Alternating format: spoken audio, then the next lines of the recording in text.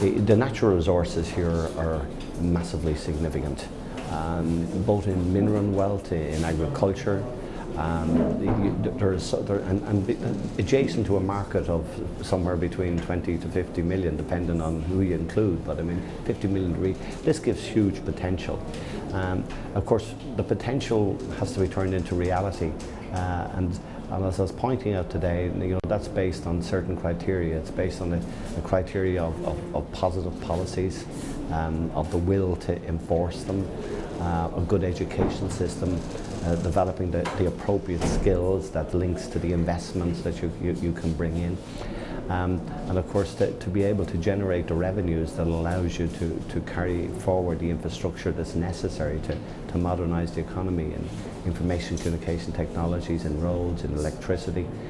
So it's a mix of policies, and in my view, it seems as if all of the ingredients are there, the challenge is to get people working to it and being supported on a sustained basis. It's not possible to change these things in a year or two. It has to be a consistent policy over a fairly prolonged period. Now, the prolonged period could be different in each place, but it is that consistency and to get people to buy into the policy.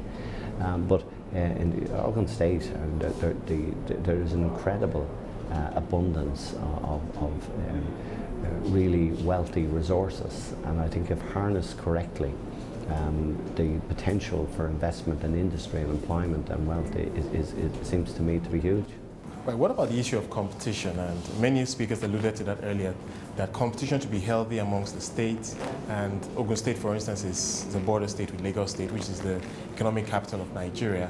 So an economy like Ogun State, how do they harness the competition, or should I say the competitive spirit that exists within the state? Obviously, when you were Prime Minister of Ireland, you were competing with countries and not just states. We had to. I mean, we were small, so we had to try to do things that were imaginative and innovative to try to win a bigger market share than our size would normally allow you to do. I think it's obviously the issue for the state administration or the national administration, but I think competition within states is a good thing. If states are allowed, particularly we're talking here about big populations. I mean, this state will soon be 5 million people. I think if you allow people to use their imagination, to use creativity, to harness innovation, then they should not be interfered with unless it's some huge fundamental change to try to attract investment and to try to steal one up on others. I don't think that's a bad thing. Like it happens in Europe, it happens in the United States of America. It's increasingly happening in China, where you get which never used to happen in China, but now you're getting the various provinces and regions, doing different things. So I think this is good, this is healthy, it's modern, it's the way it is in the 21st century.